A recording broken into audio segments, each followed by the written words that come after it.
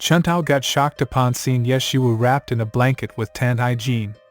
She asked, Miss Yiwu, is this a dream? Yeshiwu replied, what are you talking about? Go boil some water. Quick! He's dying! Go! Chantao helped Yeshiwu to bring Tantai Jin in the bathroom. Chantao asked Yeshiwu why was she clinging to Tantai Jin. Yeshiwu answered, well, we are married couples. Don't human husbands and wives sleep together in the same bed? Chantao replied, human? Then Yeshiwu said, go check the water temperature. Yeshiwu dismissed Chantao after they have placed Tantai Jin in the tub with warm water. Li Susu, now Yeshiwu, held Tantai Jin's arm and saw bruises on them. She thought, did Yeshiwu do all this to him? If I had known he was this fragile, I wouldn't have staked the future of the 4 continents and 3 realms just to get even with him. Wake up. Please. You're the devil god. Don't die. Think about the 4 continents and 3 realms. Meanwhile, in another realm, an evil figure was talking to Tantai Jin. Tantai Jin, you pitiful man. Tantai Jin replied, it's you again. You're always there when death comes knocking. It replied, I never left. Tantai Jin said, I know. You're inside of me. Do you want my body? The evil figure said, now is not the time. Don't fret.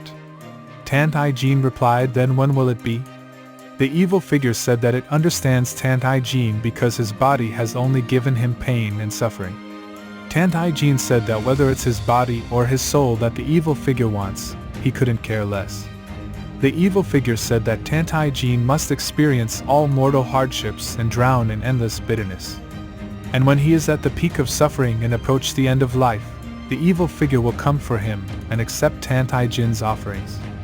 Yeshiwu stared at the moon while waiting for Tantai Jin to wake up. She wonders where the evil bone is located and what it looks like. Then she tried to feel Tantai Jin's body, hoping to find the evil bone. I wonder which of these is the evil one. They all feel pretty normal to me. Then Tantai Jin woke up, grasped Yeshiwu's hand, and asked her what she is doing.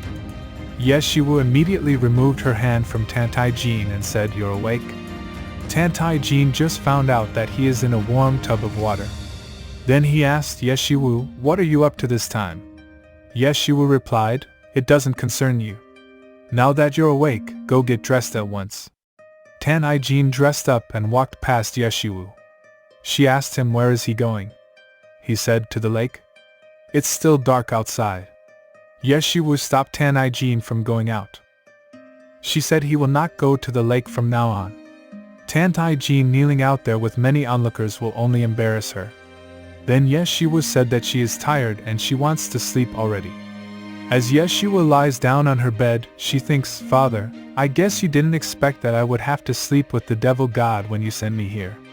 She was waiting for Tantai Jin to lie down as well. However, when she felt the other side of the bed, he wasn't there yet. Then, she got startled seeing Tantai Jin standing and looking at her. Why are you standing there? Yeshiwu asked. Tantai Jin replied, do it. Get it over with so I can go to bed too. Yeshiwu replied, do what? Tantai Jin said, the things that you do to me every night, of course. Have you forgotten? Yeshiwu thought, oh no. He can't find out who I really am. Then she said, how can I forget? Hang on. I'm a little thirsty. Then she yelled as she walks out of bed. Chantao, get me some tea. When Chantao came to give the tea to Yeshiwu, she said, Chantao, help me remember. What exactly is it that Tantai Jin and I do every night? Chantao said that Yeshiwu beats Tantai Jin. Yeshiwu became moody after marrying Tantai Jin, so she whips him every night before going to bed to vent her anger. Yeshiwu said, is she a psychopath? Then she asked, where is the whip? Chantao said it's under her mattress. Yeshiwu asked how many times. Chantao said it depends on her mood. Yeshiwu went to her bedroom and got the whip under her mattress. Tantai Jin kneeled on the floor and waited for Yeshiwu to whip him. Yeshiwu thought, Li Susu, you can do this, right? Then she looked at Tantai Jin and thought, this is for the devil god that you will turn into in 500 years. You deserve this. Yeshiwu whipped Tantai Jin on his back for a few times. Then she stopped herself and thought, he is not yet the devil god. All the beatings, bullying, and torture cannot stop the devil god from coming. What it does is make her feel worse. Tantai Jin looked at her, then she said, I'm tired. I'm calling it a night. Yes, Shiwu told him to go to bed.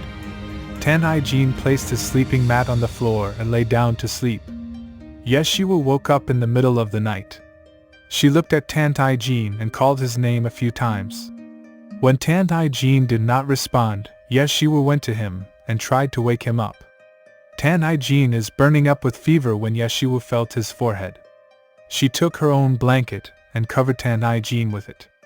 Yes, Shiwu ran to call for Chuntao's help. Chun'ao came with the medicine for fever.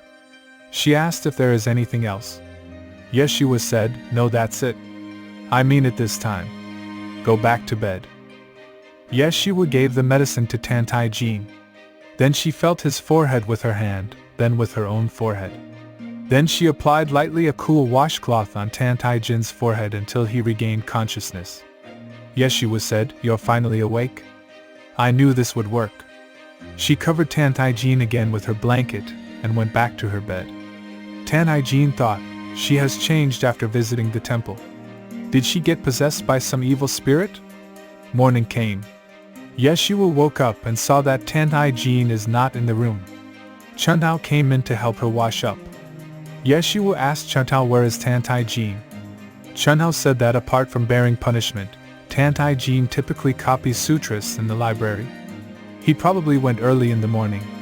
Then Yes, Shiwu asked what time it is. Chun'ao said it is almost noontime, and that her family is waiting in the dining room. Chun'ao accompanied Yes, Shiwu to the dining room. She looked around and thought, so this is Yes, Shiwu's family. If I want to stay here, I'll need to get through this first.